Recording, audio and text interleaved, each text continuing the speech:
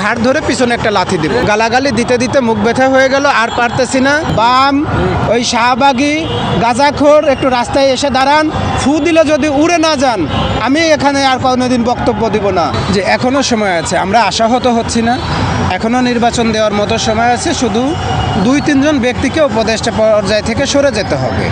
দেখেন, আমরা সম্মানের সাথে আপনাদের হাত ধরবো যে ভাই আপনি ওখান থেকে একটু নেমে পড়েন, না হলে কি হবে?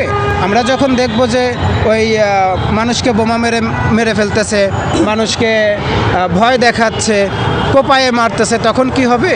ওই সম্মানটা আর আপনাদের থাকবে না। তখন কি করব? ঘাড় ধরে পিছনে একটা লাথি দিব। কারণ আমি এই দেশে এক ভোটের মালিক। এখানে যারা সাধারণ মানুষ দেখেন, অসহায় মানুষ দেখেন, এরাও এক ভোটের মালিক। আপনি যে চেয়ারটাতে বসে আছেন, আপনিও এক ভোটের মালিক। আওয়ামী লীগ থাকতে দেখেছি একজন 100 ভোট দিছে, 500 ভোট দিছে, মরা মানুষ ভোট দিছে। সেই যুগ তো আর এখন নাই। বরং আপনাকে এক গণতান্ত্রিক দেশে আপনি যখন এক ভোটের মালিক, তখন আপনাকে ওই পর্যন্ত আমি সম্মান দিতে পারি, এর থেকে বেশি পারবো না। আজকের পর থেকে কোনোভাবে সাধারণ মানুষের জীবনমালের যদি নিরাপত্তা না দিতে পারেন, দয়া করেন। গালাগালি দিতে দিতে মুখ ব্যথা হয়ে গেল, আর পারতেছি না, হাত ধরে টানে নামানোর চেষ্টা করব। আর সসম্মানে যদি চলে যান, আপনাদের পরিবার আছে, আপনাদের বাচ্চা কাচ্চা আছে, এই কথাগুলো তো তারাও শোনে। অসম্মান করতে চায় না, কিন্তু দেশের মানুষের জীবনের ঝুঁকিটাও নিতে চায় না। দেশের মানুষ ভালো থাকুক, দেশের মানুষ নির্বাচনে ভোট দিক, তাদের পছন্দের প্রার্থীকে বেছে নিক। আপনাদের কারণে যদি দেশের মানুষের ক্ষতি হয়, দেশের মানুষের জীবন চলে যায়, আপনাদেরকে সম্মান করার আর কোনো কারণ আছে বলে মনে করি না। রাস্তায় আবর্জনা ময়লা যেরকম পড়ে থাকে, এরকম আমরা ফু দিলে উড়ে উড়ে যাবে।